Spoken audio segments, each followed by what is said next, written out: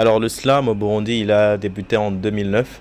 C'était lors d'une compétition organisée par le club Génies en Herbe. Et c'est là que pour la première fois le mot slam a été utilisé. Rapidement, le verre vide s'en remplit en bas de notre entourage. C'est quand il y a du flow et du style qu'on recrée le paysage. On plonge ce rouage à partir d'une idée, d'une portion d'iris. On le combine à partout de notre âge, tu le verras dans chacun de nos signes. C'est pas une question de couleur, on appelle ça un art comme ciel, comme ça. Samuel, c'est une artiste ou un artiste qui est là pour s'exprimer, qui s'exprime, qui essaie de donner son point de vue sur différents sujets. Il essaie ou bien elle essaie de faire voyager son public dans un univers quelconque. C'est aussi, je dirais, un porteur de messages. On est slammer quand on monte sur scène, mais le poète, il peut juste publier ses œuvres dans un carnet, dans un livre, mais le slammer, il l'est quand il est sur scène. Quand on écrit, à un certain moment, on se rend compte qu'on s'écrit, au fait.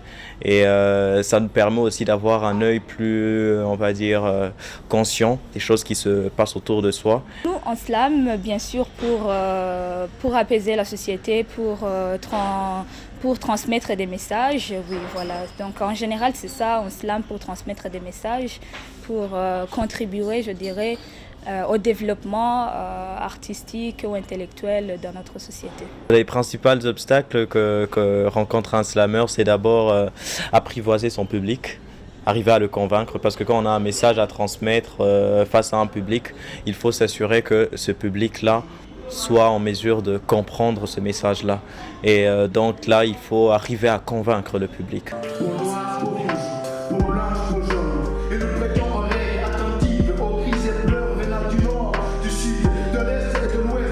Surtout lorsque l'on a vraiment touché le point là qui est, je dirais, très sensible, mais à chaque fois qu'on slame, à chaque fois qu'on écrit, on essaie de mettre beaucoup plus d'images, de mettre beaucoup plus de figures de style pour que, voilà, pour qu'on ne puisse pas offenser. Il y a certains sujets qui fâchent, mais le slammer, il est là pour apporter un message d'espoir, de paix, pour trouver des solutions à divers problèmes. Un slammer, c'est pas un guerrier, et s'il est guerrier, c'est juste par les mots.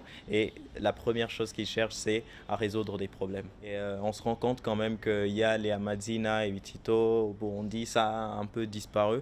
Mais le slam, c'est une façon, on va dire, un peu plus moderne de le faire.